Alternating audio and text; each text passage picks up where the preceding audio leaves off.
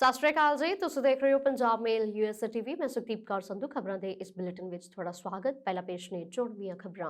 ਸ਼੍ਰੀ ਗੁਰੂ ਰਵਿਦਾਸ ਜੀ ਦੇ ਪ੍ਰਕਾਸ਼ ਪੁਰਬ ਮੌਕੇ ਮੰਜੀ ਸਾਹਿਬ ਦੀਵਾਨ ਹਾਲ ਵਿਖੇ ਅਖੰਡ ਪਾਠ ਸਾਹਿਬ ਦੇ ਪਾਏ ਗਏ ਭੋਗ। ਦੀਪ ਸਿੱਧੂ ਨੂੰ ਨਾਮ ਅੱਖਾਂ ਦੇ ਨਾਲ ਲੱਖਾਂ ਲੋਕਾਂ ਨੇ ਦਿੱਤੀ ਅੰਤਿਮ ਵਿਦਾਇਗੀ। ਮਨੋਜ ਸਿਸੋਦੀਆ ਨੇ ਸਿੱਧੂ ਦੇ ਹਲਕੇ ਦੇ ਵਿੱਚ ਕੀਤੀ ਵੱਡੀ ਰੈਲੀ। ਨਵਜੋਤ ਸਿੱਧੂ ਨੂੰ ਵੱਡਾ ਝਟਕਾ, ਕਰੀਬੀ ਕੌਂਸਲਰ ਨੇ ਫੜਿਆ ਅਕਾਲੀ ਦਲ ਦਾ ਪੱਲਾ। ਰੱਖਿਆ ਮੰਤਰੀ ਰਾਜਨਾਥ ਸਿੰਘ ਦਰਬਾਰ ਸਾਹਿਬ ਤੇ ਦੁਰਗਿਆਨਾ ਮੰਦਿਰ ਵਿਖੇ ਹੋਏ ਨਕਲ।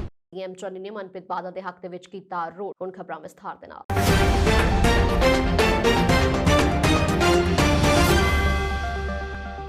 ਸਮੁੱਚੇ ਭਾਰਤ ਦੀ ਸੰਸਕ੍ਰਿਤੀ ਅੰਦਰ ਮਿਹਨਤੀਆਂ ਦੇ ਮਸੀਹੇ ਅਤੇ ਗੁਲਾਮ ਸਾਮਰਾਜ ਵਿਰੁੱਧ ਆਵਾਜ਼ ਉਠਾਉਣ ਵਾਲੇ ਕ੍ਰਾਂਤੀਕਾਰੀ ਸ਼੍ਰੋਮਣੀ ਭਗਤ ਸ਼੍ਰੀ ਗੁਰੂ ਰਵਿਦਾਸ ਜੀ ਦਾ 645ਵਾਂ ਗੁਰਪੁਰਬ ਸ਼੍ਰੀ ਦਰਬਾਰ ਸਾਹਿਬ ਮੰਜੀ ਸਾਹਿਬ ਦੀਵਾਨ ਹਾਲ ਵਿਖੇ ਸ਼੍ਰੋਮਣੀ ਗੁਰਦੁਆਰਾ ਪ੍ਰਬੰਧਕ ਕਮੇਟੀ ਦੇ ਸਹਿਯੋਗ ਦੇ ਨਾਲ ਮਨਾਇਆ ਗਿਆ, ਜਿੱਥੇ ਸ਼੍ਰੀ ਅਖੰਡ ਪਾਠ ਸਾਹਿਬ ਦੇ ਭੋਗ ਉਪਰੰਤ ਰੂਹਾਨੀ ਗੁਰਮਤਿ ਵਿਚਾਰਾਂ ਹੋਈਆਂ ਅਤੇ ਕੀਰਤਨ ਦੀਵਾਨ ਸਜੇ। ਸੋ ਇਸ ਮੌਕੇ ਤੇ ਸ਼੍ਰੀ ਅਕਾਲ ਤਖਤ ਸਾਹਿਬ ਦੇ ਜਥੇਦਾਰ ਸਿੰਘ ਸਾਹਿਬ ਗਿਆਨੀ ਹਰਪ੍ਰੀਤ ਸਿੰਘ ਨੇ ਵੀ ਸੰਗਤ ਨੂੰ ਵਧਾਈ ਸੰਦੇਸ਼ ਦਿੱਤਾ ਅਤੇ ਉਹਨਾਂ ਨੇ ਕਿਹਾ ਕਿ ਗੁਰੂ ਰਵਿਦਾਸ ਜੀ ਦੀ ਸ਼੍ਰੀ ਗੁਰੂ ਗ੍ਰੰਥ ਸਾਹਿਬ ਜੀ ਦੇ ਵਿੱਚ ਦਰਜ ਪਾਵਨ ਬਾਣੀ ਮਾਨਵਤਾ ਦਾ ਸਮੁੱਚਾ ਮਾਰਗਦਰਸ਼ਨ ਕਰਦੀ ਹੈ। ਉਹਨਾਂ ਨੇ ਸੰਗਤਾਂ ਨੂੰ ਗੁਰਬਾਣੀ ਦੀਆਂ ਮੁੱਲਵਾਨ ਸਿੱਖਿਆਵਾਂ ਤੇ ਚੱਲਣ ਦੀ ਪ੍ਰੇਰਨਾ ਕੀਤੀ। ਬਹੁਤ ਹੀ ਮਹਾਨ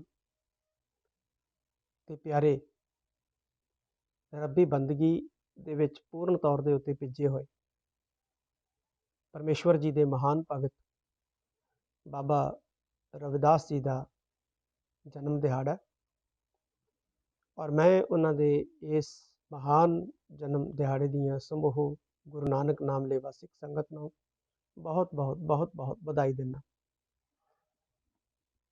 ਬਾਬਾ ਰਵਿਦਾਸ ਜੀ ਨੇ ਜੋ ਸੰਸਾਰ ਦੇ ਵਿੱਚ ਮਹਾਨ ਮਹਾਂਪੁਰਖ ਨੇ, ਉਹਨਾਂ ਨੇ ਆਪਣੇ ਬੋਲਾਂ ਦੇ ਰਾਹੀਂ, ਆਪਣੇ ਸ਼ਬਦਾਂ ਦੇ ਰਾਹੀਂ ਇੱਕ ਵੱਡੀ ਕ੍ਰਾਂਤੀ ਜਿਹੜੀ ਹੈ ਉਹ ਪੈਦਾ ਕੀਤੀ। ਉੱਚ ਜਾਤੀਏ ਬ੍ਰਾਹਮਣ ਜਿਹੜੇ ਬਨਾਰਸ ਦੀ ਧਰਤੀ ਦੇ ਉੱਤੇ ਇਹਨਾਂ ਦਾ ਹਮੇਸ਼ਾ ਜਿਹੜਾ ਹੈ ਉਹ ਤਿਰਸਕਾਰ ਕਰਨ ਦਾ ਯਤਨ ਕਰਦੇ ਸੀ, ਲੇਕਿਨ ਇਹਨਾਂ ਨੇ ਬਿਲਕੁਲ ਉਹਨਾਂ ਦੀ ਪਰਵਾਹ ਨਹੀਂ ਕੀਤੀ। ਪੰਜਾਬੀ ਅਦਾਕਾਰ ਦੀਪ ਸਿੱਧੂ ਦਾ ਬੁੱਧਵਾਰ ਨੂੰ ਲੁਧਿਆਣਾ ਦੇ ਪਿੰਡ ਤਰੀਕੇ ਵਿਖੇ ਅੰਤਿਮ ਸੰਸਕਾਰ ਕਰ ਦਿੱਤਾ ਗਿਆ। ਦੀਪ ਸਿੱਧੂ ਦੀ ਸੜਕ ਹਾਦਸੇ ਦੇ ਵਿੱਚ ਮੌਤ ਹੋ ਗਈ ਸੀ। ਸੋ ਦੀਪ ਸਿੱਧੂ ਆਪਣੀ ਮਹਿਲਾ ਦੋਸਤ ਦੇ ਨਾਲ ਦਿੱਲੀ ਤੋਂ ਪੰਜਾਬ ਪਰਤ ਰਹੇ ਸਨ। ਦਿੱਲੀ ਤੋਂ ਪੰਜਾਬ ਆਉਂਦੇ ਸਮੇਂ ਕੁੰਡਲੀ ਮਾਨੇਸਰ KMP ਹਾਈਵੇ ਤੇ ਵਾਪਰੇ ਸੜਕ ਹਾਦਸੇ ਦੇ ਵਿੱਚ ਦੀਪ ਸਿੱਧੂ ਦੀ ਜਾਨ ਚਲੀ ਗਈ।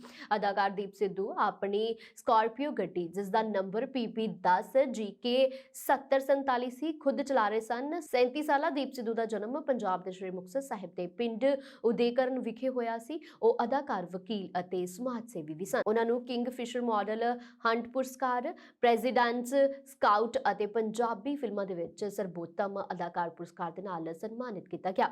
ਉਹਨਾਂ ਨੇ ਆਪਣੀ ਪੰਜਾਬੀ ਫਿਲਮਾਂ ਦੇ ਵਿੱਚ ਅਦਾਕਾਰੀ ਦੀ ਸ਼ੁਰੂਆਤ ਪੰਜਾਬੀ ਫਿਲਮ ਰਮਤਾ ਜੋਗੀ ਤੋਂ ਸ਼ੁਰੂ ਕੀਤੀ ਸੀ। ਸੋ ਦੀਪ ਸਿੱਧੂ ਨੇ ਜੋਰਾ 10 ਨੰਬਰੀਆ, ਰੰਗ ਪੰਜਾਬ, ਸਾਡੇ ਆਲੇ, ਦੇਸੀ, ਜੋਰਾ ਦਾ ਸੈਕਿੰਡ ਚੈਪਟਰ ਦੇ ਵਿੱਚ ਆਪਣੀ ਅਦਾਕਾਰੀ ਦਾ ਲੋਹਾ ਮਨਵਾਇਆ।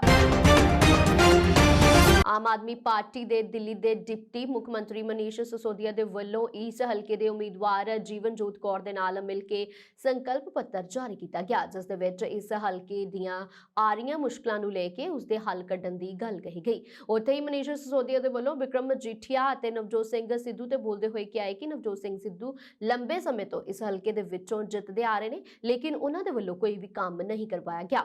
ਅਤੇ ਦੂਸਰੇ ਪਾਸੇ ਅਗਰ ਵਿਕਰਮ ਮਜੀਠੀਆ ਦੀ ਗੱਲ ਕੀਤੀ ਜਾਵੇ ਤਾਂ ਵਿਕਰਮ ਮਜੀਠੀਆ ਦੀ 23 ਤਾਰੀਖ ਨੂੰ ਗ੍ਰਿਫਤਾਰੀ ਨਿਸ਼ਚਿਤ ਹੈ ਅਤੇ ਕੀ ਉਹ ਲੋਕਾਂ ਦੇ ਕੰਮ ਜੇਲ੍ਹ ਬੈਠ ਕੇ ਕਰਵਾਉਣਗੇ। ਉਹਨਾਂ ਨੇ ਜੀਵਨਜੋਤ ਕੌਰ ਬਾਰੇ ਬੋਲਦੇ ਹੋਏ ਕਿਹਾ ਕਿ ਉਹਨਾਂ ਦੇ ਕੈਂਡੀਡੇਟ ਨੂੰ ਲੋਕ ਬਹੁਤ ਪਸੰਦ ਕਰਦੇ ਆ ਰਹੇ ਨੇ ਅਤੇ ਲੋਕਾਂ ਦਾ ਰੁਝਾਨ ਵੀ ਹੁਣ ਆਮ ਆਦਮੀ ਪਾਰਟੀ ਦੇ ਵੱਲ ਝੁਕਦਾ ਹੋਇਆ ਨਜ਼ਰ ਆ ਰਿਹਾ ਹੈ। ਮੈਂ ਸਾਰਿਆਂ ਨੂੰ ਦੱਸਣਾ ਚਾਹੁੰਦੀ ਹਾਂ ਕਿ ਪਿੱਛੇ ਜਿੱਦਾਂ ਸਾਨੂੰ ਲੋਕਾਂ ਦੀ ਜੋ ਫੀਡਬੈਕ ਮਿਲੀ ਹੈ, ਉਹਨੂੰ ਲੈ ਕੇ ਜਿਹੜੇ ਸਾਡੇ ਅੱਗੇ ਇਸ਼ੂਜ਼ ਆਏ ਨੇ, ਉਤੋਂ ਸਭ ਤੋਂ ਪਹਿਲਾਂ ਜਿਹੜਾ ਐਮੂਨੇਸ਼ਨ ਡੰਪ ਦਾ ਮਸਲਾ ਹੈ, ਜਿਹੜਾ ਜਿਉਂਦਾ ਤਿਉਂ ਪਿਆ, ਜਿਹਦੇ ਕਰਕੇ ਪੂਰੇ ਹਲਕੇ ਦੀ ਡਿਵੈਲਪਮੈਂਟ ਰੁਕੀ ਹੈ, ਉਹਦੇ ਲਈ ਉਹ ਸਾਡਾ ਅਹਿਮ ਮੁੱਦਾ ਹੋਏਗਾ। ਸੈਕਿੰਡ ਨੰਬਰ ਦੇ ਉੱਤੇ ਜਿਹੜਾ ਆਪਣਾ ਹਾਈ ਵੋਲਟੇਜ ਇਲੈਕਟ੍ਰਿਸਿਟੀ ਵਾਇਰਸ ਘਰਾਂ ਦੇ ਉੱਤੋਂ ਨਿਕਲ ਰਹੀਆਂ ਨੇ, ਔਰ ਉਹ ਪਿਛਲੇ 18 ਸਾਲ ਤੋਂ ਹਰ ਲੀਡਰ ਨੇ ਇਹਨਾਂ ਦੇ ਨਾਲ ਵਾਅਦਾ ਕੀਤਾ ਕਿ ਸਾਡੀ ਸਰਕਾਰ ਬਣਦੇ ਇੱਥੋਂ ਹਟਾਤੀਆਂ ਜਾਣਗੀਆਂ, ਪਰ ਹਰ ਕਿਸੇ ਦਾ ਵਾਅਦਾ ਲਾਰਾ ਪ੍ਰੂਵ ਹੋਇਆ। ਸੋ ਉਹ ਵਾਇਰਸ ਉੱਥੇ ਦੀਆਂ ਉੱਥੇ ਹੀ ਨੇ। ਸੈਕਿੰਡ ਸਾਡਾ ਮੁੱਦਾ ਉਹ ਰਹੇਗਾ। ਤੀਸਰਾ ਜਿਹੜਾ ਬਹੁਤ ਬੇਸਿਕ ਹੈ, ਔਰ ਮੈਨੂੰ ਬੜੇ ਅਫਸੋਸ ਨਾਲ ਕਹਿਣਾ ਪੈ ਰਿਹਾ ਕਿ ਲੋਕਾਂ ਦੇ ਕੋਲ ਪੀਣ ਦਾ ਪਾਣੀ ਵੀ ਸਾਫ਼ ਨਹੀਂ ਹੈ। ਜਦੋਂ ਸਾਡੇ ਅੱਗੇ ਪਹਿਲੀ ਵਾਰ ਉਹ ਪਾਣੀ ਰੱਖਿਆ ਗਿਆ ਤਾਂ 3 ਵਾਰ ਮੈਨੂੰ ਕਨਫਰਮ ਕਰਨਾ ਪਿਆ ਕਿ ਇਹ ਪੀਣ ਵਾਲਾ ਪਾਣੀ ਹੈ। ਸੋ ਇੰਨਾ ਗੰਦਾ ਪਾਣੀ ਹੈ, ਸੜਕਾਂ ਨਾਲੀਆਂ ਦਾ ਬਹੁਤ ਬੁਰਾ ਹਾਲ ਹੈ, ਪਾਣੀ ਦੀ ਨਿਕਾਸੀ ਨਹੀਂ ਹੈ, ਜਿਹਦੇ ਕਰਕੇ ਥੋੜੀ ਜਿਹੀ ਬਾਰਿਸ਼ ਹੁੰਦੀ ਤੇ ਲੋਕਾਂ ਦੇ ਘਰਾਂ ਦੇ ਅੰਦਰ ਬਹੁਤ ਸਾਰਾ ਪਾਣੀ ਆ ਜਾਂਦਾ, ਔਰ ਅਸੀਂ ਆਪਣੇ ਅੱਖੀਂ ਦੇਖ ਕੇ ਆਏ ਹਾਂ। ਉਸ ਤੋਂ ਬਾਅਦ ਕੱਲ ਸਬਜ਼ੀ ਮੰਡੀ ਜਾਣਾ ਹੋਇਆ, ਬੜਾ ਮਨ ਭਾਵੁਕ ਹੋਇਆ ਉੱਥੇ ਦੇ ਹਾਲਾਤ ਦੇਖ ਕੇ। ਨਾ ਕੋਈ ਵਾਸ਼ਰੂਮ ਹੈ, ਅਗਰ ਕੋਈ ਇੱਕ ਸ਼ੈੱਡ ਬਣਿਆ ਹੈ ਉਹਦੇ ਨਾਲ ਹੀ ਪੀਣ ਦਾ ਪਾਣੀ ਹੈ, ਤੇ ਉਹ ਕਹਿ ਰਹੇ ਸੀ ਕਿ ਮੈਮ ਇੱਥੋਂ ਅਸੀਂ ਕਿੱਦਾਂ ਪਾਣੀ ਪੀ ਸਕਦੇ ਹਾਂ। ਵੇਟਿੰਗ ਹਾਲ ਤੇ ਬਹੁਤ ਦੂਰ ਦੀ ਗੱਲ ਹੈ, ਔਰ ਉੱਥੇ ਜਿੱਦਾਂ ਦੀ ਸਮੈਲ ਔਰ ਜਿੰਨੀ ਗੰਦਗੀ ਸੀਗੀ, ਮੇਰਾ ਮਨ ਇੰਨਾ ਭਾਵੁਕ ਹੋਇਆ ਹੈ ਕਿ ਸਾਰਾ ਦਿਨ ਜਿਹੜੇ ਸਾਡੇ ਵੀਰ ਭਰਾ ਬਜ਼ੁਰਗ ਉੱਥੇ ਕੰਮ ਕਰਦੇ ਨੇ, ਉਹ ਉੱਥੇ ਪੂਰਾ ਦਿਨ ਕਿਵੇਂ ਸਾਹ ਲੈ ਰਹੇ ਨੇ, ਕਿੱਦਾਂ ਦੇ ਉਹ এনवायरमेंट 'ਚ ਰਹਿ ਰਹੇ, ਔਰ ਉੱਥੋਂ ਹੀ ਲੈ ਕੇ ਅਸੀਂ ਸਾਰੇ ਫਲ ਸਬਜ਼ੀਆਂ ਜਿਹੜੀਆਂ ਉਹ ਅਸੀਂ ਖਾ ਰਹੇ ਹਾਂ। ਔਰ ਇਸ ਤੋਂ ਬਾਅਦ ਜਿਹੜਾ ਸਾਡਾ ਇਸ਼ੂ ਸੀਗਾ ਹੈਲਥ ਐਜੂਕੇਸ਼ਨ, ਜਿਹੜਾ ਉਹ ਰਹੇਗਾ ਹੀ। ਲੇਡੀਜ਼ ਹਰ ਮੀਟਿੰਗ ਦੇ ਵਿੱਚ ਮੈਨੂੰ 2 ਜਾਂ 3 ਇੱਦਾਂ ਦੀ ਆਈਡੈਂਟੀਫਾਈ ਹੋ ਕੇ ਮੇਰੇ ਗੱਲ ਲੱਗ ਕੇ ਰੋਂਦੀਆਂ ਨੇ, ਜਿਨ੍ਹਾਂ ਦੇ ਘਰ ਨਸ਼ੇ ਦੇ ਨਾਲ ਬਰਬਾਦ ਹੋ ਗਏ ਹੈ। ਸੋ ਇਹ ਸਾਡੇ ਹਲਕੇ ਦੇ ਜੇ ਮੇਨ ਇਸ਼ੂਜ਼ ਰਹਿਣਗੇ। Focal point development, focal point association ਦੇ ਨਾਲ ਵੀ ਸਾਡੀ ਗੱਲਬਾਤ ਹੋਈ ਹੈ। ਮੰਡੀ ਦੇ ਵਿੱਚ ਫਰੂਟ ਵੈਜੀਟੇਬਲ ਰਿਟੇਲਰਸ ਐਸੋਸੀਏਸ਼ਨ, ਫੜੀ ਐਸੋਸੀਏਸ਼ਨ, ਇਹਨਾਂ ਦੇ ਨਾਲ ਸਾਡੀਆਂ ਮੀਟਿੰਗਸ ਹੋਈਆਂ, ਔਰ ਇਹ ਜਿਹੜੇ ਮੇਨ ਇਸ਼ੂਜ਼ ਹਲਕੇ ਦੇ ਨੇ।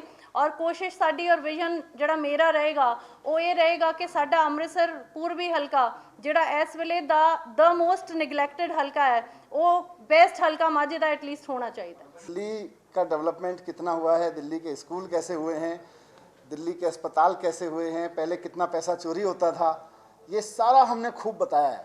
और आज पंजाब पे 5 लाख करोड़ का जो कर्ज है वो यहाँ के नेताओं की चोरी की वजह से है।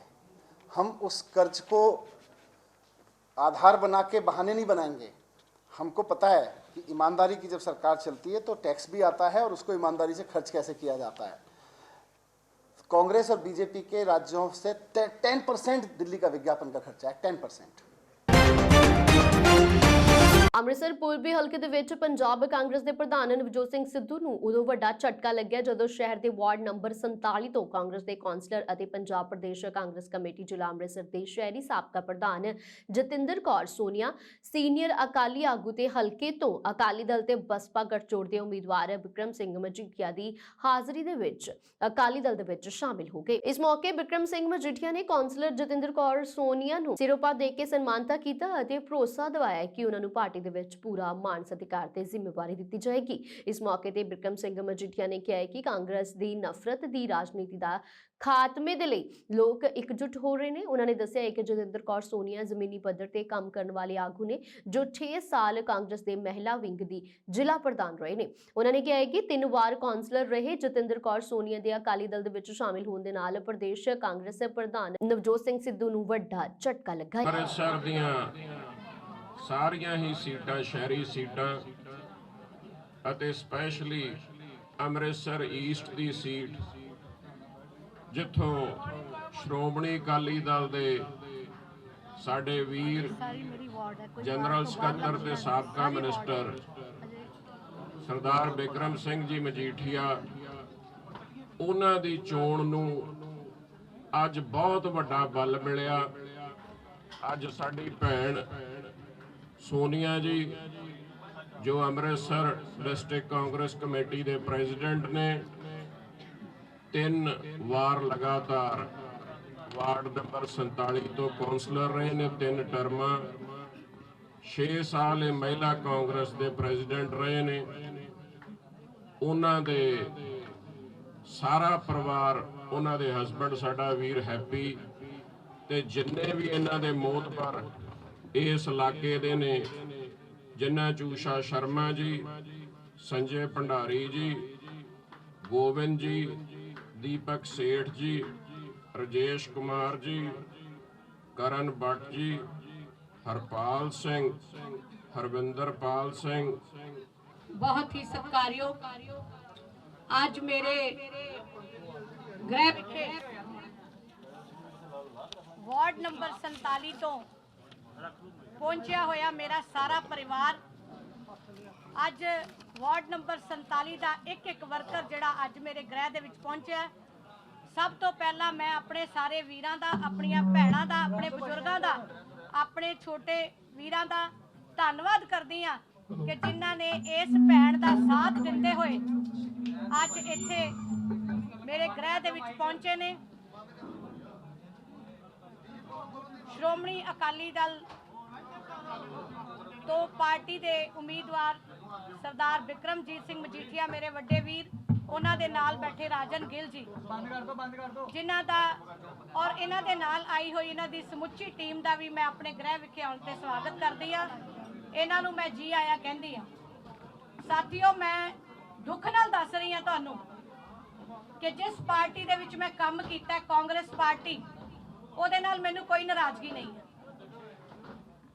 ਲੇਕਿਨ ਇੱਕ ਸ਼ਖਸ ਸਰਦਾਰ ਨਵਜੋਤ ਸਿੰਘ ਸਿੱਧੂ, ਜਿਹਦਾ ਨਾਂ ਲੈਣ ਲੱਗਿਆ ਮੈਨੂੰ ਕੋਈ ਸ਼ਰਮ ਨਹੀਂ, ਕੋਈ ਹਿਚਕ ਨਹੀਂ, ਜਿਨੇ ਇਸ ਕਾਂਗਰਸ ਪਾਰਟੀ ਦੀ, ਜਿਸ ਨੂੰ ਆਈਡੀਓਲੋਜੀ ਦਾ ਨਹੀਂ ਪਤਾ, ਜਿਹਨੂੰ ਪਾਰਟੀ ਦੀ ਵਿਚਾਰਧਾਰਾ ਦਾ ਨਹੀਂ ਪਤਾ, ਪਾਰਟੀ ਦੀਆਂ ਨੀਤੀਆਂ ਦਾ ਨਹੀਂ ਪਤਾ, ਉਸਨੇ ਇਸ ਕਾਂਗਰਸ ਪਾਰਟੀ ਨੂੰ ਖੇਰੂ ਖੇਰੂ ਕਰਕੇ ਰੱਖਤਾ। ਅੱਜ ਦੀ ਤਰੀਕ 'ਚ ਸ੍ਰੀ ਅੰਮ੍ਰਿਤਸਰ ਸਾਹਿਬ ਦੇ ਪੂਰਬੀ ਹਲਕੇ 'ਚ ਮੈਂ ਸਮਝਦਾ ਹਾਂ ਕਿ ਅੱਜ ਦਾ ਦਿਨ ਇੱਕ ਬਹੁਤ ਵੱਡਾ ਮੀਲ ਪੱਥਰ ਤੇ ਸ਼੍ਰੋਮਣੀ ਅਕਾਲੀ ਦਲ ਦੀ ਭਾਈਚਾਰਕ ਸਾਂਝ ਦੀ, ਸਰਬ ਸਾਂਝੀ ਵਾਲਤਾ ਦੀ, ਨਫ਼ਰਤ ਦੀ ਪੋਲਿਟਿਕਸ ਨੂੰ ਕੱਟ ਕੇ ਅਹੰਕਾਰ ਤੇ ਕਮਾਂਡ ਨੂੰ ਖਤਮ ਕਰਕੇ ਅੱਜ ਦੀ ਜੁਆਇਨਿੰਗ ਇੱਕ ਬਹੁਤ ਵੱਡਾ ਸੁਨੇਹਾ ਦੇ ਕੇ ਜਾਊਗੀ।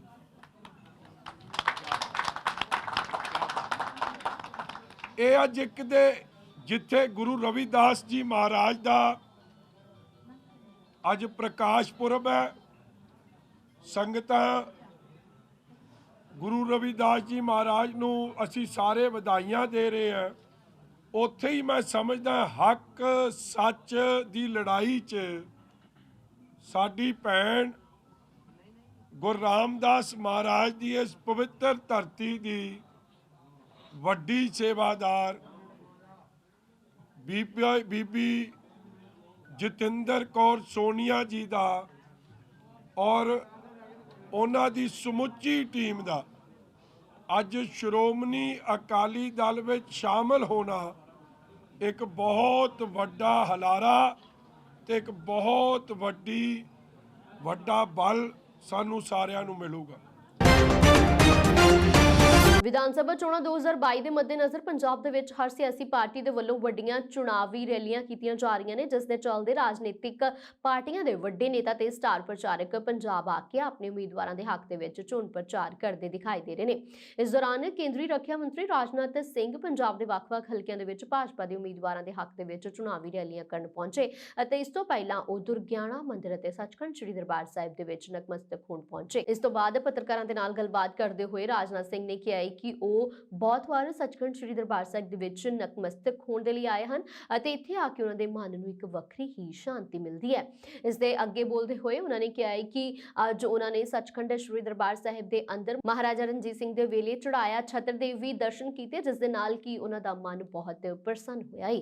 ਉਹਨਾਂ ਨੇ ਕਿਹਾ ਕਿ ਸ੍ਰੀ ਦਰਬਾਰ ਸਾਹਿਬ ਦੇ ਕਿਸੇ ਵੀ ਮਸਲੇ ਨੂੰ ਲੈ ਕੇ ਜੇਕਰ ਐਸਜੀਪੀਸੀ ਦੀ ਕੋਈ ਡਿਮਾਂਡ ਹੋਈ ਤਾਂ ਉਹ ਵੀ ਸਾਡੀ सरकार ਦੇ ਵੱਲੋਂ ਪੂਰੀ ਕਰਵਾਉਣ ਦੀ कोशिश की जाएगी। आज हरमिंदर साहब के इस मंदिर में और दुर्गाना मंदिर दोनों का दर्शन करने का मुझे यह शुभ अवसर प्राप्त हुआ है। सचमुच मैं मानता हूं कि हमारा यह जीवन धन्य हुआ है। और आज जब मैं स्वर्ण मंदिर के ऊपर जो स्वर्ण का छत्र देख रहा था तो मुझे स्पष्ट रूप से उसमें भारतीय संस्कृति की चमक दिखाई दे रही थी। मैं जानता हूँ कि महाराजा रणजीत सिंह जी ने जिन्होंने यहाँ पर स्वर्ण का यह छत्र लगवाया था, उसी महाराजा रणजीत सिंह ने काशी विश्वनाथ मंदिर के ऊपर भी स्वर्ण का छत्र लगाया था। और मुझे यह भी संदेश यह मंदिर देता है जो गुरु नानक देव जी का संदेश था, सबसे बनाई सबसे भलाई। और मैं समझता हूँ इस संदेश को हम अपने जीवन में अपनाकर उसका अनुकरण कर हम आगे बढ़ें। इसी में जीवन की भी सार्थकता है और इसी में पूरे समाज की भी सार्थकता है। सर, लाखों की गिनती में हरमंदिर साहब लोग पहुंचते हैं, इनके लिए कुछ किया जा सकता है? अमृतसर में खास होगा, खासतौर पर हरमंदिर साहब। हरमिंदर साहब के लिए जो भी यहाँ के लोगों का आदेश होगा, जो भी होगा, बराबर बड़ी सरकार ने किया है और हमारी हमारी सरकार ने तो बराबर गुरुओं के प्रति तरह तरह के कार्यक्रम आयोजित किए हैं। हम लोगों की पहले से ही आस्था है, क्योंकि मैं जानता हूं कि सिख समाज का जहां तक प्रश्न है, इस राष्ट्र की एकता और अखंडता में जितना बड़ा योगदान सिख समाज का है, उसे कोई भी भारतवासी जो सिख समाज के इतिहास से परिचित होगा वो कभी भूल नहीं सकता। सर आपका एक्सपीरियंस कैसा रहा आज? बहुत ही अच्छा रहा। मैं पहले भी आ चुका हूँ और आज शायद तीसरी बार या चौथी बार मेरा आना है। मैं जब भी आता हूँ दर्शन करने। ਮੁੱਖ ਮੰਤਰੀ ਚਰਨਜੀਤ ਸਿੰਘ ਚੰਨੀ ਨੇ ਹਲਕਾ ਬਠਿੰਡਾ ਸ਼ਹਿਰੀ ਤੋਂ ਕਾਂਗਰਸੀ ਉਮੀਦਵਾਰ ਮਨਪ੍ਰੀਤ ਸਿੰਘ ਬਾਦਲ ਦੇ ਹੱਕ ਦੇ ਵਿੱਚ ਮਾਡਲ ਟਾਊਨ ਦੇ ਵਿੱਚ ਚੋਣ ਰੈਲੀ ਨੂੰ ਸੰਬੋਧਨ ਕੀਤਾ ਹੈ ਤੇ ਵਿੱਤ ਮੰਤਰੀ ਮਨਪ੍ਰੀਤ ਸਿੰਘ ਬਾਦਲ ਦੀ ਪਿੱਠ ਥਾਪੜਦਿਆਂ ਤਾਰੀਫਾਂ ਦੇ ਪੁੱਲ ਬੰਨੇ ਨੇ। ਉਹਨਾਂ ਨੇ ਕਿਹਾ ਕਿ ਵਿੱਤ ਮੰਤਰੀ ਮਨਪ੍ਰੀਤ ਸਿੰਘ ਬਾਦਲ ਵਰਗਾ ਖਜ਼ਾਨਾ ਮੰਤਰੀ ਹੋਰ ਕੋਈ ਨਹੀਂ ਬਣ ਸਕਦਾ ਜਿਸ ਨੇ ਪੰਜਾਬ ਦੇ ਖਜ਼ਾਨੇ ਨੂੰ ਆਰਥਿਕ ਪੱਖੋਂ ਮਜ਼ਬੂਤ ਕੀਤਾ ਹੈ ਅਤੇ ਪੰਜਾਬ ਵਾਸੀਆਂ ਨੂੰ ਰਾਹਤਾਂ ਦੇਣ ਦੇ ਲਈ ਸਰਕਾਰ ਦੀ ਮਦਦ ਕੀਤੀ ਹੈ। ਇਸ ਮੌਕੇ ਤੇ ਖਜ਼ਾਨਾ ਮੰਤਰੀ ਮਨਪ੍ਰੀਤ ਸਿੰਘ ਬਾਦਲ ਨੇ ਕਿਹਾ ਕਿ ਹਰ ਪਰਿਵਾਰ ਦੀ ਖੁਸ਼ਹਾਲੀ ਮੇਰਾ ਫਰਜ਼ ਹੈ। ਇਸ ਮੌਕੇ ਤੇ ਸ਼ਹਿਰ ਵਾਸੀਆਂ ਤੇ ਵਪਾਰੀਆਂ ਦੇ ਇਕੱਠ ਦੇ ਵਿੱਤ ਮੰਤਰੀ ਮਨਪ੍ਰੀਤ ਸਿੰਘ ਬਾਦਲ ਦਾ ਗਰਮਜੋਸ਼ੀ ਦੇ ਨਾਲ ਸਵਾਗਤ ਕੀਤਾ ਤੇ ਫੁੱਲਾਂ ਦੀ ਵਰਖਾ ਕੀਤੀ ਗਈ। ਸ਼੍ਰੀ ਬਾਦਲ ਨੇ ਕਿਹਾ ਕਿ ਸ਼ਹਿਰ ਵਾਸੀਆਂ ਦੇ ਵੱਲੋਂ ਦੂਸਰੀ ਵਾਰ ਦਿੱਤੇ ਜਾ ਰਹੇ ਪਿਆਰ ਨੂੰ ਉਹ ਸਿਰ ਮੱਥੇ ਮੰਨਦੇ ਨੇ। ਇਸ ਕਰਜ਼ ਨੂੰ ਕਦੇ ਨਹੀਂ ਉਤਾਰਿਆ ਜਾ ਸਕਦਾ। ਉਹਨਾਂ ਨੇ ਕਿਹਾ ਕਿ ਜਿੱਤਣ ਉਪਰੰਤ ਹਰ ਘਰ ਨੂੰ ਸਹੂਲਤਾਂ ਮੁਹੱਈਆ ਕਰਵਾਉਣ ਦੇ ਲਈ ਹੋਰ ਯਤਨ ਕੀਤੇ ਜਾਣਗੇ ਤੇ ਵਿਕਾਸ ਲਹਿਰ ਨੂੰ ਜਾਰੀ ਰੱਖਿਆ ਜਾਏਗਾ। ਸੋ ਉਹਨਾਂ ਨੇ ਅਪੀਲ ਕੀਤੀ ਹੈ ਕਿ ਸੂਬੇ ਦੇ ਵਿੱਚ ਦੂਸਰੀ ਵਾਰ ਕਾਂਗਰਸ ਦੀ ਸਰਕਾਰ ਬਣਾਈ ਜਾਵੇ। फाइनांस मिनिस्टर मनप्रीत बादल सिंह ਤੁਹਾਨੂੰ ਆਪਣੇ ਐਮਐਲਏ ਦੇ ਤੌਰ ਤੇ ਮਿਲੇ। ਬਾਕੀ ਲੋਕ ਐਮਐਲਏ ਚੁਣਦੇ ਆ, ਜੇ ਇੱਥੇ ਐਮਐਲਏ ਆਮ ਆਦਮੀ ਵਾਲਿਆਂ ਨੇ ਵੋਟ ਪਾਉਣੀ ਤਾਂ ਐਮਐਲਏ ਵਾਸਤੇ ਪਾਉਣੀ, ਅਕਾਲੀਆਂ ਨੇ ਐਮਐਲਏ ਵਾਸਤੇ ਪਾਉਣੀ, ਲੇਕਿਨ ਤੁਸੀਂ ਚੋਟੀ ਦੇ ਕੈਬਨਿਟ ਮੰਤਰੀ ਨੂੰ ਵੋਟ ਪਾਉਣੀ ਹੈ ਆ ਚੁਣਨਾ। ਖਜ਼ਾਨਾ ਪਹਿਲਾਂ ਦੇ ਇਹਨਾਂ ਨੇ ਚਲਾਇਆ ਹੈ, ਸਰਕਾਰ ਪਹਿਲਾਂ ਵੀ ਇਹਨਾਂ ਦੇ ਮੁਤਾਬਕ ਚੱਲੀ ਹੈ, ਸਰਕਾਰ ਅੱਗੇ ਨੂੰ ਇਹਨਾਂ ਦੇ ਮੁਤਾਬਕ ਚੱਲਣੀ ਹੈ। ਲੰਬੀ ਵਿਧਾਨ ਸਭਾ ਹਲਕੇ ਤੋਂ ਸ਼੍ਰੋਮਣੀ ਅਕਾਲੀ ਦਲ ਬਸਪਾ ਗੱਠਜੋੜ ਦੇ ਉਮੀਦਵਾਰ ਅਤੇ ਸਾਬਕਾ ਮੁੱਖ ਮੰਤਰੀ ਪ੍ਰਕਾਸ਼ ਸਿੰਘ ਬਾਦਲ ਨੇ ਲੰਬੀ ਵਿਧਾਨ ਸਭਾ ਹਲਕੇ ਦੇ ਪਿੰਡਾਂ ਦਾ ਦੌਰਾ ਕੀਤਾ। ਇਸ ਦੌਰਾਨ ਉਹਨਾਂ ਨੇ ਪੱਤਰਕਾਰਾਂ ਦੇ ਨਾਲ ਗੱਲਬਾਤ ਕਰਦਿਆਂ ਕਿਹਾ ਕਿ ਸ਼੍ਰੋਮਣੀ ਅਕਾਲੀ ਦਲ ਨੇ ਹਮੇਸ਼ਾ ਪੰਜਾਬ ਦੇ ਲੋਕਾਂ ਦੀ ਲੜਾਈ ਲੜੀ ਹੈ ਅਤੇ ਖੇਤੀ ਕਾਨੂੰਨਾਂ ਦੇ ਵਿਰੋਧ ਦੇ ਵਿੱਚ ਹਰਸਿਮਰਤ ਕੌਰ ਬਾਦਲ ਨੇ ਆਪਣਾ ਅਸਤੀਫਾ ਦਿੱਤਾ ਹੈ। ਪ੍ਰਧਾਨ ਮੰਤਰੀ ਨਰਿੰਦਰ ਮੋਦੀ ਦੇ ਵੱਲੋਂ ਬੀਤੇ ਦਿਨ ਦਿੱਤੇ ਬਿਆਨ ਨੂੰ ਲੈ ਕੇ ਉਹਨਾਂ ਨੇ ਅਕਾਲੀ ਦਲ ਦੇ ਵਿੱਚ ਵਿਕਾਸ ਦੀ ਗੱਲ ਨਹੀਂ ਕਰਨ ਦਿੱਤੀ ਗਈ ਤੇ ਗੱਲ ਕਰਦੇ ਹੋਏ ਪ੍ਰਕਾਸ਼ ਸਿੰਘ ਬਾਦਲ ਨੇ ਕਿਹਾ ਕਿ ਵੱਡੇ ਅਹੁਦਿਆਂ ਤੇ ਬੈਠੇ ਵਿਅਕਤੀਆਂ ਨੂੰ ਅਸੂਲ ਦੀ ਗੱਲ ਕਰਨੀ ਚਾਹੀਦੀ ਹੈ। ਅਸੀਂ ਭਾਜਪਾ ਦੇ ਵੱਲੋਂ ਗੱਠਜੋੜ ਅਸੂਲਾਂ ਕਰਕੇ ਤੋੜਿਆ ਕਿਉਂਕਿ ਉਹਨਾਂ ਨੇ ਖੇਤੀ ਕਾਨੂੰਨ ਬਣਾਏ। ਪ੍ਰਕਾਸ਼ ਸਿੰਘ ਬਾਦਲ ਨੇ ਕਿਹਾ ਕਿ ਨਸ਼ਾ ਸਰਹੱਦ ਤੋਂ ਪਾਰ ਆ ਰਿਹਾ ਹੈ, ਸੋ ਇਹ ਹੱਦਾਂ ਸੀਲ ਹੋਣ ਤੱਕ ਬੰਦ ਨਹੀਂ ਹੋ ਸਕਦਾ ਹੈ। ਉਹਨਾਂ ਨੇ ਕਿਹਾ ਕਿ ਅਕਾਲੀ ਦਲ ਹਮੇਸ਼ਾ ਸਰਬ ਸਾਂਝੀਵਾਲਤਾ ਦੇ ਉਪਦੇਸ਼ ਦੇ ਕੇ ਕੰਮ ਕਰਦਾ ਰਿਹਾ ਹੈ ਅਤੇ ਇਸੇ ਤਰ੍ਹਾਂ ਹੀ ਇਹ ਕੰਮ ਜਾਰੀ ਰਹਿਣਗੇ। ਨਹੀਂ, ਅਸੀਂ ਐਡੀ ਵੱਡੀ ਸਰਕਾਰ ਨੂੰ ਕੀ ਥੱਲੇ ਲਾ ਸਕਦੇ ਹਾਂ? ਦੇਖੋ, ਵੱਡੇ ਆਦਮੀਆਂ ਨੂੰ ਜ਼ੁਬਾਨ 'ਚੋਂ ਉਹ ਗੱਲ ਕੱਢਣੀ ਚਾਹੀਦੀ ਹੈ ਜਿਹੜੀ ਸਹੀ ਹੋਵੇ ਤੇ ਅਸੀਂ ਤਾਂ ਕੋਈ ਅਸੂਲ ਖਾਤਰ ਉਹਨਾਂ ਨੂੰ ਛੱਡਿਆ ਹੈ ਵੀ ਉਹਨਾਂ ਨੇ ਕਿਸਾਨਾਂ ਦੇ ਮਜ਼ਦੂਰਾਂ ਦੇ ਖਿਲਾਫ ਕਾਨੂੰਨ ਬਣਾਇਆ। ਔਰ ਮੇਰਾ ਖਿਆਲ ਹੈ ਸਾਨੂੰ ਇਸ ਚੀਜ਼ ਦੀ ਫਖਰ ਹੈ ਕਿ ਅਸੀਂ ਬੀਬਾ ਹਰਸਿਮਰਤ ਕੌਰ ਨੇ ਮਿਨਿਸਟਰੀ ਛੱਡੀ ਤੇ ਅਸੀਂ ਉਹਨਾਂ ਦਾ ਸਾਥ ਛੱਡਿਆ। ਔਰ ਸਿਰਫ ਜਦੋਂ ਕਾਨੂੰਨ ਬਣਿਆ 2 ਵੋਟਾਂ ਖਿਲਾਫ ਪਈਆਂ ਇਸ ਕਾਨੂੰਨ ਦੇ, ਇੱਕ ਸੁਖਬੀਰ ਦੀ, ਇੱਕ ਬੀਬਾ ਹਰਸਿਮਰਤ। ਕਿਹੜਾ ਫਾਰਮੂਲਾ ਉਹਨਾਂ ਕੋਲੇ? ਦੇਖੋ, ਸਾਡੀਆਂ ਪਾਰਟੀਆਂ ਆਖੀ ਜਾਂਦੀਆਂ ਲੇਕਿਨ ਨਸ਼ਾ ਅੱਗੇ ਨਾਲ ਦੁੱਗਣਾ ਹੋਈ ਜਾਂਦਾ ਹੈ। ਮਤਲਬ ਫੀਲਡ ਦਾ ਤਾਂ ਸਾਨੂੰ ਪਤਾ ਹੈ ਨਾ।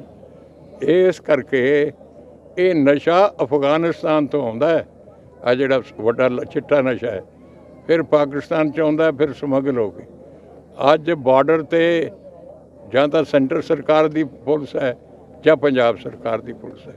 ਜੇ ਸੀਲ ਕਰ ਦੇਣ ਉੱਥੋਂ ਆਵੇ ਹੀ ਨਾ, ਫਿਰ ਅੱਗੇ ਇੱਥੇ ਕਿਵੇਂ ਆਊਗਾ? ਨਾ ਲੋਕ ਵਰਤਣਗੇ।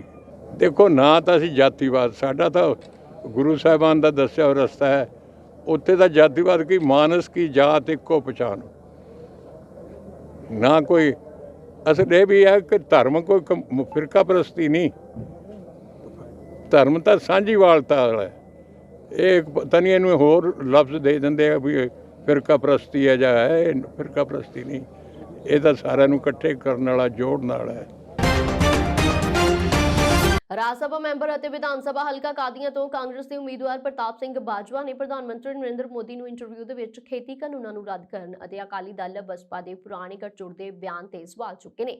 ਉਹਨਾਂ ਨੇ ਕਿਹਾ ਕਿ ਪ੍ਰਧਾਨ ਮੰਤਰੀ ਦਾ ਕਹਿਣਾ ਹੈ ਕਿ ਉਹਨਾਂ ਨੇ ਦੇਸ਼ ਹਿੱਤ ਦੇ ਵਿੱਚ ਕਾਨੂੰਨ ਰੱਦ ਕਰਨ ਦਾ ਫੈਸਲਾ ਲਿਆ ਹੈ ਪਰ ਉਹ ਤੇ ਸ਼ੁਰੂ ਤੋਂ ਹੀ ਆਖ ਰਹੇ ਨੇ ਕਿ ਇਹ ਕਾਨੂੰਨ ਦੇਸ਼ ਦੇ ਵਿੱਚ ਨਹੀਂ ਸਨ। ਫਿਰ ਵੀ ਇਹ ਕਾਨੂੰਨ ਵਾਪਸ ਲੈਣ ਦੇ ਵਿੱਚ ਇੰਨੀ ਦੇਰੀ ਕਿਉਂ ਕੀਤੀ ਗਈ ਹੈ? ਉਹਨਾਂ ਨੇ ਕਿਹਾ ਹੈ ਕਿ ਖੇਤੀ ਕਾਨੂੰਨ ਜੇਕਰ ਛੋਟੇ ਕਿਸਾਨਾਂ ਦੇ ਭਲੇ ਦੇ ਲਈ ਹੁੰਦੇ ਤਾਂ ਛੋਟੇ ਕਿਸਾਨ ਅੰਦੋਲਨ ਕਿਉਂ ਕਰਦੇ। ਉੱਥੇ ਹੀ ਉਹਨਾਂ ਬਾਦਲ ਪਰਿਵਾਰ ਤੇ ਵੀ ਤੰਜ ਕੱਸਿਆ ਹੈ। ਉਹਨਾਂ ਨੇ ਕਿਹਾ ਹੈ ਕਿ ਪ੍ਰਧਾਨ ਨੇ ਕਿਹਾ ਸੀ ਕਿ ਪੰਜਾਬ ਦੇ ਵਿੱਚ ਅਮਨ ਸ਼ਾਂਤੀ ਦੇ ਲਈ ਅਕਾਲੀ ਦਲ ਦੇ ਨਾਲ ਗੱਠਜੋੜ ਕੀਤਾ ਗਿਆ ਸੀ, ਪਰ ਜੇ ਅਮਨ ਸ਼ਾਂਤੀ ਦੇ ਲਈ ਹੀ ਸੀ ਫਿਰ ਗੱਠਜੋੜ ਤੋੜਿਆ ਕਿਉਂ ਗਿਆ। ਇਸ ਦੇ ਨਾਲ ਹੀ ਰਾਮ ਰਹੀਮ ਨੂੰ ਫਰਲੋ ਤੇ ਛੱਡਣ ਤੇ ਪ੍ਰਤਾਪ ਸਿੰਘ ਬਾਜਵਾ ਨੇ ਕਿਹਾ ਹੈ ਕਿ ਇਹ ਭਾਜਪਾ ਤੇ ਅਕਾਲੀ ਦਲ ਦੀ ਹੀ ਰਾਜਨੀਤੀ ਹੈ ਜੋ ਉਹ ਸ਼ੁਰੂ ਤੋਂ ਖੇਡਦੇ ਆ ਰਹੇ ਨੇ, ਕਿਉਂਕਿ ਮਾਲਵਾ ਦੀ ਬਹੁਤ ਸੀਟਾਂ ਅਜਿਹੀਆਂ ਨੇ ਜਿੱਥੇ ਰਾਮ ਰਹੀਮ ਦੇ ਪੈਰੋਕਾਰਾਂ ਦੀਆਂ ਵੱਡੀਆਂ ਵੋਟਾਂ ਨੇ। प्रधानमंत्री जी साढ़े देश के साझे ने, मैं उस गल ते टिप्पणी नहीं करना चाहूँगा, बट देखो प्रधानमंत्री जी आए ने एक पोलिटिकल जस्टिस, उन्हों की पार्टी के कैंडीडेट खड़े होते, एक प्रधान एडा प्रधानमंत्री इन्ने सीनियर सारे सीनियर मोस्ट लीडर ने देश के, जे वो गल कहन कि मैनू किसी ने मेरा हैलीकॉप्टर नहीं उड़न दिता या मैनू रैली ते नहीं पहुँचन दिता या देवी तलाब मंदिर च नहीं पहुँचन दिता, ये मनण वाली गल है।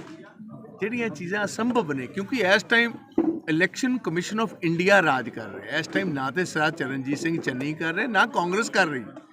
इस टाइम सेंट्रल गवर्नमेंट का बेसिकली एक नामी तौर पर केयर टेकर चीफ मिनिस्टर है चरणजीत सिंह चन्नी। जे चरणजीत सिंह चन्नी के घर ये भणेवियां दे रेड वज सकते हैं ईडी के, तो रेड मरवाण वाले जिहड़े लीडर ने वो कहण कि साडी इत्थे सुनवाई है नहीं या सानू उत्थे जी रैली च नहीं पहुँचन दिता या देवी तलाब मंदिर च नहीं पहुँचन दिता या राहुल गांधी जी के आते मेरा जहाज नहीं उड़न दिता। टॉप प्रायोरिटी तुहानू पता है हिंदुस्तान च या किसी देश प्राइम मिनिस्टर नूं ते प्रेजिडेंट ऑफ इंडिया नूं मिलदी, चन्नी जी नूं तां नहीं उड़न दिता, ये तो सारे लोगों को पता है। मोदी साहब नूं ना कोई पहुँचन दे, असंभव गल। मेरा ख्याल ये गल शोभा नहीं दिंदी।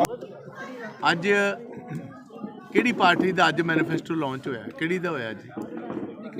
अकाली दल ने, बहुजन समाज ने अज किया जी, हो सकता कल कर दी, मेरा ख्याल हो जाएगा।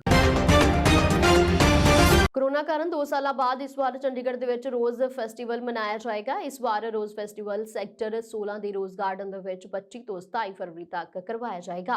हालांकि इस बार लोग चौपर ਦਾ मजा नहीं ले ਸਕਣਗੇ, ਜਦੋਂ ਕਿ हर वार चौपर ਦਾ आनंद ਲੈਣ ਦੇ ਲਈ ਦੂਜੇ ਸੂਬਿਆਂ ਤੋਂ ਲੋਕ ਪਰਿਵਾਰ ਸਮੇਤ ਆਉਂਦੇ ਨੇ। ਹੈਲੀਕਾਪਟਰ ਦੀ ਸਵਾਰੀ ਨੂੰ ਰੋਜ਼ ਫੈਸਟੀਵਲ ਦਾ ਲਾਈਫਲਾਈਨ ਮੰਨਿਆ ਜਾਂਦਾ ਹੈ। ਪ੍ਰਤੀ ਸਵਾਰੀ ਫਲਾਈਟ ਫੀਸ 2000 ਰੁਪਏ ਤੱਕ ਹੁੰਦੀ ਸੀ। ਇਸੇ ਕਰਕੇ ਚੌਪਰ ਖਿੱਚ ਦਾ ਕੇਂਦਰ ਰਿਹਾ ਹੈ। ਸੈਕਟਰ 17 ਦੇ ਪਰੇਡ ਗਰਾਊਂਡ ਤੋਂ ਸਵਾਰੀਆਂ ਦੀ ਸਹੂਲਤ ਸੀ। ਇਸ ਚਾਲਕ ਪੂਰੇ ਸ਼ਹਿਰ ਦਾ ਹਵਾਈ ਦੌਰਾ ਕਰਦਾ ਸੀ। ਇਸ ਨੂੰ ਲੋਕਾਂ ਨੇ ਬਹੁਤ ਜ਼ਿਆਦਾ ਪਸੰਦ ਕੀਤਾ। ਸੋ ਇਸ ਮੇਲੇ ਦੇ ਵਿੱਚ ਨਗਰ ਨਿਗਮ ਦੇ ਵੱਲੋਂ 80 ਲੱਖ ਰੁਪਏ ਦਾ ਖਰਚਾ ਕੀਤਾ ਗਿਆ। ਸੋ ਇਸ ਫੈਸਟੀਵਲ ਦੇ ਵਿੱਚ ਵੱਖ-ਵੱਖ ਤਰ੍ਹਾਂ ਦੇ ਮੁਕਾਬਲੇ ਹੋਣਗੇ, ਜਿਸ ਦੇ ਲਈ ਨਗਰ ਨਿਗਮ ਨੇ ਐਂਟਰੀਆਂ ਮੰਗਵਾਉਣੀਆਂ ਸ਼ੁਰੂ ਕਰ ਦਿੱਤੀਆਂ ਨੇ। ਭਾਰਤ ਤੋਂ ਯੂਕੇ ਦਾ ਸਫ਼ਰ ਕਰਨ ਵਾਲੇ ਪੰਜਾਬੀਆਂ ਦੇ ਲਈ ਖੁਸ਼ਖਬਰੀ ਵਾਲੀ ਗੱਲ ਹੈ। ਸੋ ਅੰਮ੍ਰਿਤਸਰ ਤੋਂ ਲੰਡਨ ਦੇ ਹੀਥਰੋ ਹਵਾਈ ਅੱਡੇ ਜਾਣ ਵਾਲੀ ਸਿੱਧੀ ਫਲਾਈਟ ਹੁਣ ਹਫ਼ਤੇ ਦੇ ਵਿੱਚ 3 ਦਿਨ ਚੱਲੇਗੀ। ਟਾਟਾ ਗਰੁੱਪ ਦੇ ਵੱਲੋਂ ਖਰੀਦੀ ਗਈ 에ਅਰ ਇੰਡੀਆ 27 ਮਾਰਚ ਤੋਂ ਇਸ ਸੇਵਾ ਸ਼ੁਰੂ ਕਰ ਰਹੀ ਹੈ। ਸੋ ਮੌਜੂਦਾ ਸਮੇਂ ਦੇ ਵਿੱਚ ਇਸ ਰੂਟ ਤੇ 에ਅਰ ਇੰਡੀਆ ਦੀ ਹਫ਼ਤੇ ਦੇ ਵਿੱਚ ਇੱਕ ਹੀ ਫਲਾਈਟ ਚੱਲ ਰਹੀ ਹੈ। ਅੰਮ੍ਰਿਤਸਰ ਵਿਕਾਸ ਮੰਚ ਦੇ ਵਿਦੇਸ਼ ਸਕੱਤਰ ਸਮੀਪ ਸਿੰਘ ਗੁਮਟਾਲਾ ਤੇ ਸੇਵਾ ਟਰਸਟ ਯੂਕੇ ਦੇ ਫਾਊਂਡਰ ਚੇਅਰਮੈਨ ਚੰਨ ਕਮਲ ਸਿੰਘ ਸੇਖੋ ਨੇ ਇਸ ਸੰਬੰਧੀ ਇੱਕ ਸਾਂਝਾ ਬਿਆਨ ਜਾਰੀ ਕੀਤਾ ਹੈ, ਜਿਸ ਦੇ ਵਿੱਚ ਉਹਨਾਂ ਨੇ ਕਿਹਾ ਕਿ ਕੋਰੋਨਾ ਮਹਾਮਾਰੀ ਦੇ ਕਾਰਨ ਮੁਲਤਵੀ ਹੋਈਆਂ ਬਹੁਤ ਸਾਰੀਆਂ ਕੌਮਾਂਤਰੀ ਉਡਾਨਾਂ ਦੀ ਸੇਵਾ ਅਜੇ ਵੀ ਪੂਰੀ ਤਰ੍ਹਾਂ ਦੇ ਨਾਲ ਸ਼ੁਰੂ ਨਹੀਂ ਹੋਈ ਹੈ। ਸੋ ਇਸੇ ਤਰ੍ਹਾਂ 에ਅਰ ਇੰਡੀਆ ਦੇ ਵੱਲੋਂ ਵੀ ਹੁਣ ਤੱਕ ਅੰਮ੍ਰਿਤਸਰ ਤੋਂ ਲੰਡਨ ਦੀ ਹੀਥਰੋ ਹਵਾਈ ਅੱਡੇ ਤੱਕ ਹਫ਼ਤੇ ਦੇ ਵਿੱਚ ਸਿਰਫ ਇੱਕ ਹੀ ਫਲਾਈਟ ਚੱਲ ਰਹੀ ਸੀ, ਪਰ ਟਾਟਾ ਗਰੁੱਪ ਦੇ ਵੱਲੋਂ ਖਰੀਦੀ ਗਈ 에ਅਰ ਇੰਡੀਆ ਨੇ ਹੁਣ ਇਸ ਰੂਟ ਦੇ ਹਫ਼ਤੇ ਦੇ ਵਿੱਚ 3 ਫਲਾਈਟਾਂ ਚਲਾਉਣ ਦਾ ਐਲਾਨ ਕਰ ਦਿੱਤਾ ਹੈ। ਕੈਨੇਡਾ ਦੇ ਆਵਾਜਾਈ ਮੰਤਰੀ ਓਮਾਰ ਅਲਗਬਰਾ ਨੇ ਬੀਤੇ ਕੱਲ ਦੇਸ਼ ਦੇ ਹਵਾਈ ਅੱਡਿਆਂ ਦੇ ਅੰਦਰ ਵਿਦੇਸ਼ਾਂ ਤੋਂ ਪੁੱਜਣ ਵਾਲੇ ਮੁਸਾਫਿਰਾਂ ਦੇ ਲਈ ਕੋਵਿਡ-19 ਟੈਸਟ ਦੀ ਸ਼ਰਤ ਕੁਝ ਨਰਮ ਕਰਨ ਦਾ ਐਲਾਨ ਕੀਤਾ ਹੈ। 28 ਫਰਵਰੀ 2022 ਤੋਂ ਮੋਲੀਕੂਲਰ ਟੈਸਟ ਦੀ ਜ਼ਰੂਰਤ ਨਹੀਂ ਹੋਏਗੀ ਅਤੇ ਐਂਟੀਜਨ ਰੈਪਿਡ ਟੈਸਟ ਸਵੀਕਾਰ ਕੀਤਾ ਜਾਏਗਾ। ਸਧਾਰਨ ਭਾਸ਼ਾ ਦੇ ਵਿੱਚ ਅਜਿਹਾ ਕਿਹਾ ਜਾ ਸਕਦਾ ਹੈ ਕਿ ਹੁਣ ਸੈਂਕੜੇ ਡਾਲਰਾਂ ਜਾਂ ਹਜ਼ਾਰਾਂ ਰੁਪਏ ਵਾਲਾ ਮਹਿੰਗਾ ਅਤੇ ਕਈ ਘੰਟੇ ਰਿਪੋਰਟ ਉਡੀਕਦੇ ਰਹਿਣ ਵਾਲਾ ਟੈਸਟ ਕਰਵਾਉਣ ਦੀ ਜ਼ਰੂਰਤ ਨਹੀਂ ਰਹੇਗੀ। ਸਗੋਂ ਕੈਨੇਡਾ ਦੇ ਵਿੱਚ $40 ਅਤੇ ਭਾਰਤ ਦੇ ਵਿੱਚ ਤਕਰੀਬਨ 500 ਰੁਪਏ ਦੇ ਵਿੱਚ ਹੋ ਜਾਣ ਵਾਲਾ ਤੇ ਨਾਲੋਂ ਨਾਲ ਰਿਪੋਰਟ ਮਿਲ ਜਾਣ ਵਾਲਾ ਟੈਸਟ ਕਰਵਾਇਆ ਜਾ ਸਕਦਾ ਹੈ। ਸੋ ਯਾਦ ਰੱਖੇ ਕਿ ਕੈਨੇਡਾ ਸਰਕਾਰ ਦੇ ਵੱਲੋਂ ਇਹ ਢਿੱਲ ਸਿਰਫ ਉਹਨਾਂ ਲੋਕਾਂ ਵਾਸਤੇ ਹੈ ਜਿਨ੍ਹਾਂ ਨੇ ਕੋਵਿਡ ਤੋਂ ਬਚਾਅ ਦੀ ਮਾਨਤਾ ਪ੍ਰਾਪਤ ਵੈਕਸੀਨ ਦੇ ਬਕਾਇਦਾ ਦੋਵੇਂ ਟੀਕੇ ਲਗਵਾਏ ਹੋਏ ਨੇ। ਟੀਕਾ ਨਾ ਲਗਵਾਉਣ ਵਾਲੇ ਵਿਦੇਸ਼ੀਆਂ ਨੂੰ ਕੈਨੇਡਾ ਦੇ ਵਿੱਚ ਦਾਖਲ ਹੋਣ ਦੀ ਇਜਾਜ਼ਤ ਨਹੀਂ ਹੈ ਤੇ ਨਾ ਹੀ ਅਜਿਹਾ ਕੋਈ ਵਿਅਕਤੀ ਦੇਸ਼ ਦੇ ਅੰਦਰ ਜਾਂ ਬਾਹਰ ਸਫ਼ਰ ਕਰਨ ਦੇ ਲਈ ਕੈਨੇਡਾ ਦੇ ਕਿਸੇ ਹਵਾਈ ਅੱਡੇ ਤੋਂ ਜਹਾਜ਼ ਦੇ ਵਿੱਚ ਬਿਠਾਇਆ ਜਾ ਸਕਦਾ ਹੈ। ਜੇਕਰ ਤੁਸੀਂ ਵੀ ਹਵਾਈ ਯਾਤਰਾ ਕਰਨ ਬਾਰੇ ਸੋਚ ਰਹੇ ਹੋ ਤਾਂ ਤੁਹਾਡੇ ਲਈ ਚੰਗੀ ਖਬਰ ਹੈ, ਕਿਉਂਕਿ ਸਰਕਾਰ ਮਾਰਚ ਤੇ ਅਪ੍ਰੈਲ ਦੇ ਵਿਚਕਾਰ ਕਿਸੇ ਵੀ ਸਮੇਂ ਨਿਯਮਿਤ ਅੰਤਰਰਾਸ਼ਟਰੀ ਯਾਤਰਾ ਦੀ ਆਗਿਆ ਦੇ ਸਕਦੀ ਹੈ।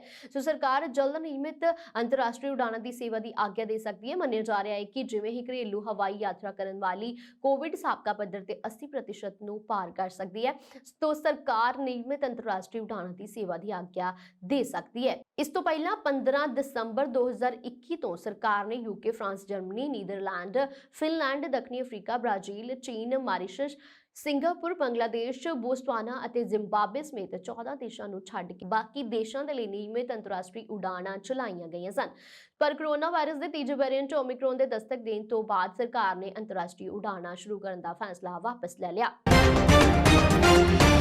ਅਮਰੀਕਾ ਦੇ ਰਾਸ਼ਟਰਪਤੀ ਜੋ ਬਾਈਡਨ ਨੇ ਕਿਹਾ ਹੈ ਕਿ ਯੂਕਰੇਨ ਤੇ ਰੂਸ ਦੇ ਹਮਲੇ ਦਾ ਖਦਸ਼ਾ ਹਾਲੇ ਵੀ ਬਣਿਆ ਹੋਇਆ ਹੈ ਅਤੇ ਅਮਰੀਕਾ ਹਮਲੇ ਦਾ ਨਾਰਾਇਣ ਜਵਾਬ ਦੇਣ ਦੇ ਲਈ ਤਿਆਰ ਹੈ। ਉਹਨਾਂ ਨੇ ਮਾਸਕੋ ਨੂੰ ਯੁੱਧ ਨਾ ਛੇੜਨ ਦੀ ਬੇਨਤੀ ਕੀਤੀ ਹੈ। ਬਾਈਡਨ ਨੇ ਮੰਗਲਵਾਰ ਨੂੰ ਕਿਹਾ ਹੈ ਕਿ ਜੋ ਵੀ ਹੁੰਦਾ ਹੈ ਉਸ ਦੇ ਲਈ ਅਮਰੀਕਾ ਤਿਆਰ ਹੈ। ਉਹਨਾਂ ਨੇ ਕਿਹਾ ਹੈ ਕਿ ਅਸੀਂ ਯੂਰਪ ਦੇ ਵਿੱਚ ਸਥਿਰਤਾ ਅਤੇ ਸੁਰੱਖਿਆ ਦੇ ਵਿੱਚ ਸੁਧਾਰ ਲਿਆਉਣ ਦੇ ਲਈ ਰੂਸ ਅਤੇ ਆਪਣੇ ਸਹਿਯੋਗੀਆਂ ਦੇ ਨਾਲ ਕੂਟਨੀਤਿਕ ਤਰੀਕੇ ਦੇ ਨਾਲ ਗੱਲਬਾਤ ਕਰਨ ਦੇ ਲਈ ਬਿਲਕੁਲ ਤਿਆਰ ਹਾਂ। ਇਸ ਸਨ ਅੱਜ ਦੀਆਂ ਖਾਸ ਖਬਰਾਂ। ਦੇਸ਼ ਵਿਦੇਸ਼ ਦੀਆਂ ਹੋਰ ਖਬਰਾਂ ਦੇਖਣ ਦੇ ਵਾਸਤੇ ਤੁਸੀਂ ਸਾਡੇ YouTube ਚੈਨਲ ਪੰਜਾਬ ਮੇਲ USA TV ਨੂੰ ਕਰੋ ਸਬਸਕ੍ਰਾਈਬ। ਧੰਨਵਾਦ।